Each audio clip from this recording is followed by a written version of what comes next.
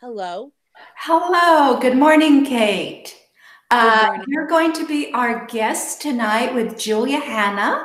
And what are we going to be talking about? Just We're tell going people a little bit, not too we're much. going to be talking about 3D printed pendants, which I do in collaboration with a friend of mine in the 3D printing business. And we've had these on and off for a few years.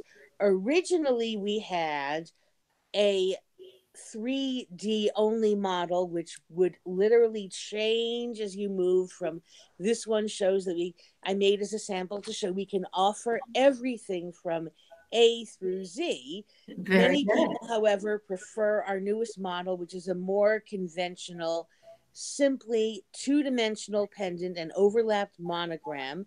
And the letter models, by the way, are my actual handwriting as a calligrapher. Oh, wow. So it's actually almost handmade, at least by your Yeah, hand. the machining is not handmade, but these are simply, as I wrote them, samples that I wrote in a graphics program and sent to my designer, Peter Shao of freedimensionaldesigns.com. That's free as in liberty, not three as in the number, by the way. Oh, oh, And he is revising his website as we're updating the order process and the pricing and so on. When these initially came out, try to I did try to make a business of this in addition to my calligraphy business. We did not have that many customers, so when advertising cost more than they were bringing in, I basically put it on hold for a while, particularly because even though the three-dimensional ones had been our original design, for some people, given some combination of letters and given that we were then doing a larger size, the pointed parts of letters such as Z, for instance, or G might snag on people's clothing or on things that they were working with. For some people, that's not a problem. For some, it is. So are basically going to offer more than one format. What was pleasant for me was that the initial samples actually arrived just a few days ago on my birthday. So I oh. wore this one when I went out. No one really noticed it, but I felt it looked very nice. I was actually wearing what I'm wearing now, and Uh-huh. which I went back to just to be able to show it against a nice background. Now, what's very nice is these do not come with a chain. You do supply your own chain. I did crochet this chain just to have something to wear it with. However, they do come in a very nice velvet bag, which has a black drawstring cord, which can be disassembled so that you can use the cord as a chain if you wish. Oh, That is that's not very something clever. it's not something that the designer thought of, but it is something that I thought of, and I did actually take the bags and the cord apart to use on another project. So I did end up using this. So if anyone gets it, even if he or she does not yet have a chain picked out at home, he or she can wear it immediately just by taking out the cord chain, and they'll have it as a little choker or wristlet and can get or make a larger chain later. Oh, And wow. of That's very course clever. I do like this kind of chain though because it's cheap and you can just sit around, make it, and have a chain that you want. And crocheted yarn is actually very, very strong, particularly for a light little thing like this. Yeah. Again, this is the smallest size we've ever made. This is about a medium size. Uh, there are the original ones we made were about twice as big.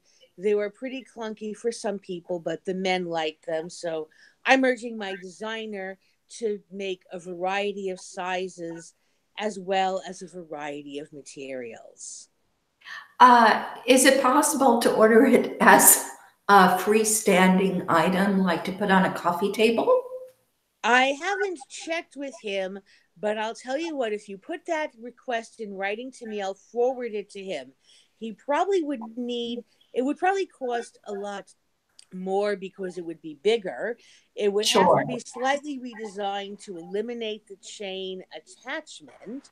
So it could be done. We're also open to doing them in other alphabets, other writing systems, or symbols with personal meaning. It's nothing we've done, but I've encouraged him to consider it. Depending on the alphabet involved, it would take, obviously I'd have to draw them, which I'd be more than happy to do. It would take more machining. For instance, if you have an alphabet where letters have freestanding parts, such as a letter hey in Hebrew or something like that. Or if you Yeah. wanted to do lowercase in English and do, a lowercase I, but that actually can be done because you see that parts of the three-dimensional structure will support the rest. It could Uh-huh. probably not be done with the two-dimensional ones, but it could probably be done with the three-dimensional ones. Or if you Again, did that in plastic, maybe you could have transparent parts. now that's something else to suggest. And again, if you put it in writing, it makes it easier for me to forward to my designer. And he knows, of course, that I am doing this video. So when he's ready, I will send him a copy of this and, of course, of tonight's longer interview. So is there anything else our viewers might have to look forward to tonight? Well, I think that what we want to talk about with you tonight is your creative impulse, your creative process, and also your business, how you put your business together. It sounds good to me. I'm Okay. more than happy to do this. So I guess I'll see you folks in, a couple, actually 12 hours from now, right? Yes, at Just under 8:45 p.m. Central Time. great. And I will be here a little earlier as usual, just to get the wrinkles out of the way. Thank you. All right. Thank you, Kate. We'll see Thank you you. then.